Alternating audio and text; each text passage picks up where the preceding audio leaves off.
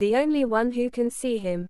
Episode 4: The Boy Behind the Ghost. A few weeks later, Ava and Jake were sitting on the floor, backs resting against her bed.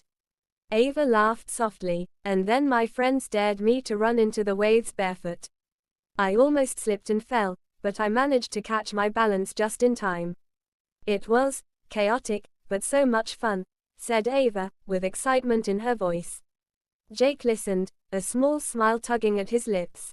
Wait, waves. That sounds familiar. Ava laughed. Yeah, I don't know why I agreed to it in the first place. Have you ever done something that reckless? For a moment, Jake didn't answer. Then he chuckled quietly, almost to himself. Actually, yeah. There was this one time I was with my friend, Leanne. We played this game, like running around, trying to grab this silly flag thing. It was really fun. I know, right? Said Eva with a smile on her face. Then, realization hit her. Her eyes widened. Wait, you just remembered that? Jake blinked, surprised. I didn't even realize. It just came to me. Ava laughed and gasped at the same time. Oh my gosh, Jake. She grabbed his arm lightly, excitement bubbling in her chest.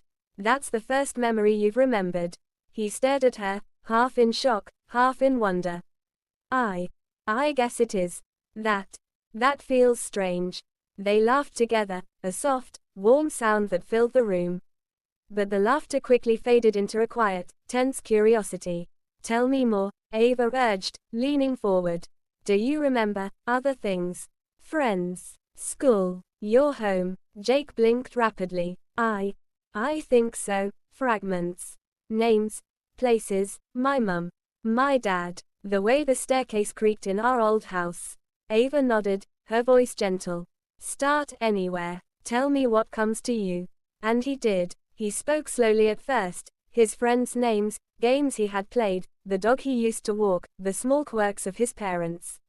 Each memory felt like dust settling off an old photograph, and Eva listened, fascinated. She didn't interrupt, she just let him speak, occasionally asking a careful question that nudged him along. But then Ava asked softly, what's the last thing you remember? Jake froze. His eyes went wide. The day I left. Something happened, something bad. Ava leaned closer. What do you remember? He swallowed hard. He paused as though thinking deeply. I was walking, no, driving. I was driving to school, and there was a little girl. He paused again, trying to remember. He continued, she ran across the road, and, I don't know why, but I couldn't stop. My brakes, they didn't work. And, I tried to turn, to avoid her, and then, his voice broke. Ava gripped his hand. It's okay. Take your time. Jake's eyes stared at some point on the floor. The car, the street, I hit something, or someone, I don't know.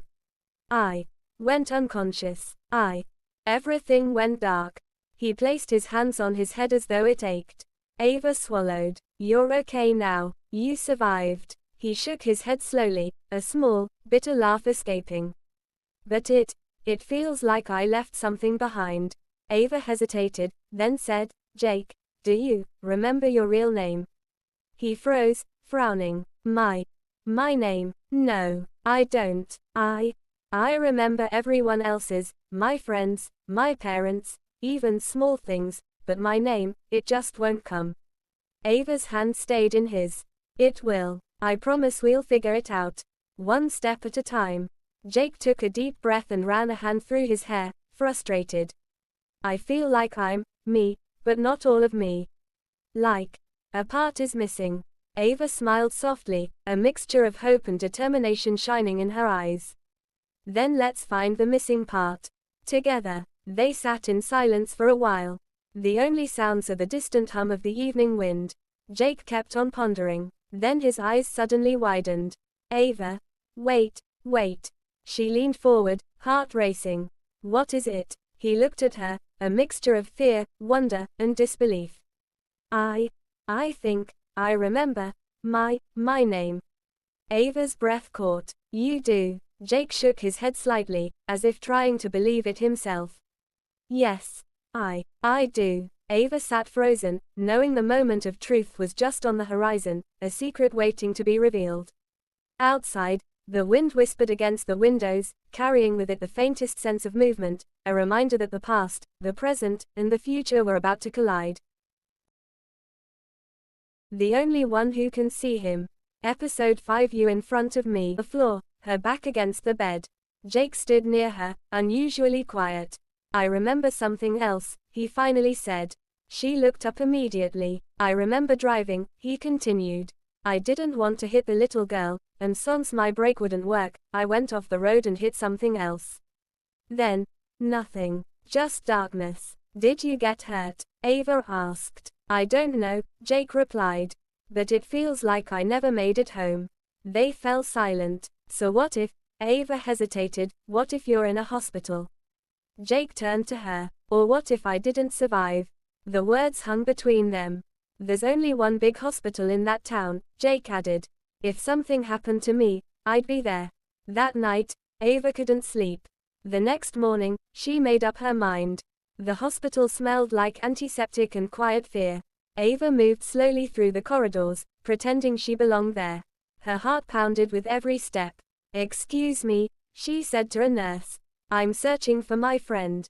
She described how he looks like to the nurse. Nurse then directs her to a ward. Then she saw him, through the glass. Jake, lying still, pale, machines humming softly beside him. Her breath caught. You're real, she whispered.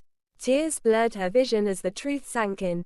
He wasn't haunting her. He wasn't imagining things. He was here, and not there. Back home, Jake was waiting. You saw me, he said. It wasn't a question. Ava nodded. You're in a coma. He exhaled shakily. So that's why I'm here. She stepped closer. Jake, what happens when you wake up? He didn't answer. For the first time, he looked afraid. I don't know, he said quietly. They stood facing each other. Closer than ever. You're right in front of me, Ava said softly. He smiled sadly. And somehow, still so far away, the light around him flickered. Ava noticed it first. Jake, I think, his voice trembled, I think something's changing. The room went cold. Jake's figure blurred for just a second, then steadied. I'll try to come back, he said. Ava reached out instinctively. Her hand passed straight through him. That night, for the first time since she moved in, Jake didn't appear. The only one who can see him. Final. Episode 6. Him. In real life. The days after Jake's disappearance felt unreal. At first, Ava thought he was just late. He had always come without warning, appearing in doorways, leaning against walls, sitting beside her like he had always belonged there. So she waited. She waited in the quiet of her room. She waited on the floor where they used to sit. She spoke his name out loud, softly at first, then louder. Nothing. By the third day, the silence stopped feeling temporary. It felt final. Ava hugged her knees to her chest, her thoughts circling back to one place she had tried not to think about, the hospital. The place she had gone to some days ago. The place where she had learned the truth. If he's okay, she told herself, then he'll come back. And if he doesn't, she didn't finish that thought. The hospital smelled the same, clean, sharp, distant. Ava stood near the entrance, unsure of herself, feeling out of place among people who clearly belonged there. Then she saw him. He was sitting in the corridor, surrounded by people, his parents, and a friend, laughing softly about something she couldn't hear. He looked healthier, stronger, real, alive. Relief washed over her so suddenly it almost hurt. This was the day he was being discharged. Ava hesitated, then followed a few steps behind the group, blending in quietly, like a shadow that knew how to stay unnoticed. Her heart pounded with every step. When there was finally a break, when he turned slightly away from the others, she spoke. Jake. He turned, but not the way someone turns when they recognize a voice. He frowned gently, confusion flickering across his face. Sorry. Who? Her heart dropped. Jake, she said again, quieter now. It's me. He shook his head slowly. My name isn't Jake. He hesitated, then added, it's Ethan. The name landed like something solid, something real, something that didn't belong to the boy she knew. I think you have the wrong person, Ethan said kindly. I don't think we've met. Ava's throat tightened. We have. You just don't remember. He looked at her for a moment, really looked, as if searching for something familiar. Then he smiled apologetically. I'm sorry. I really don't. There was no cruelty in his voice. No denial. Just honesty. Someone called his name, Ethan, and he turned back to his family.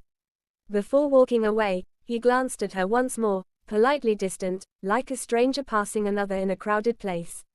And that was it. Ava went home slowly. The house greeted her with the same quiet it always had, but this time, she understood it. She sat on her bed and waited, just once more. She didn't call his name. She didn't beg. She just waited. Jake never appeared again, and somehow, she finally knew why. He hadn't vanished because he was gone. He had vanished because the part of him that needed her, the lonely, in-between part, no longer existed. He had stayed long enough to survive. And when he did, he let go. Ava lay back and stared at the ceiling, her chest aching, not with heartbreak, but with acceptance. Not every story ends with someone staying. Some end with someone waking up. And sometimes, loving someone means letting them disappear.